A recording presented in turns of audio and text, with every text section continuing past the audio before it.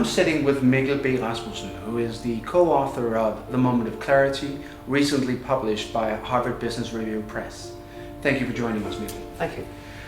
In your book, you're talking about how companies, or most companies, are getting customers wrong. How is that?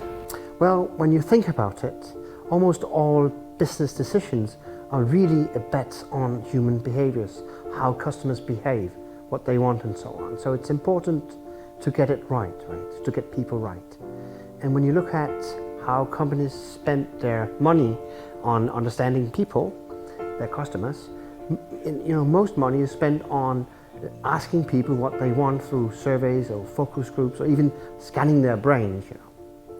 And the problem with that is that that assumes that your customers know what they want. It assumes that they're rational decision makers all the time, and it assumes that they understand the world the way you do it. And if you ask anybody who had studied human behavior, it happens that those assumptions are really wrong. So rather than being thinking beings that think all the time and they're very rational, most people are really also emotional and social. Rather than being decision makers in a supermarket, we're deeply embedded in the world, in the social world around us.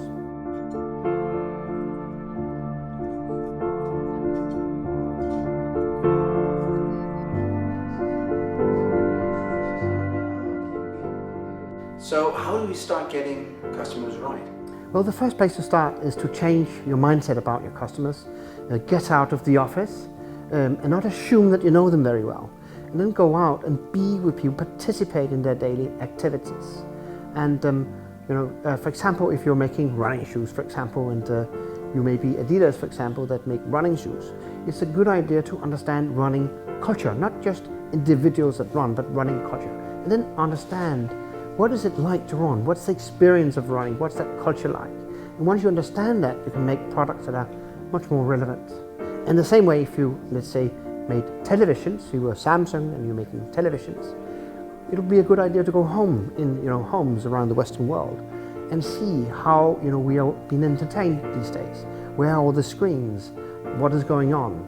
Not so much by asking people what television do you want, by observing how people are entertained. Excellent advice and a great read. Thank you, Mikkel.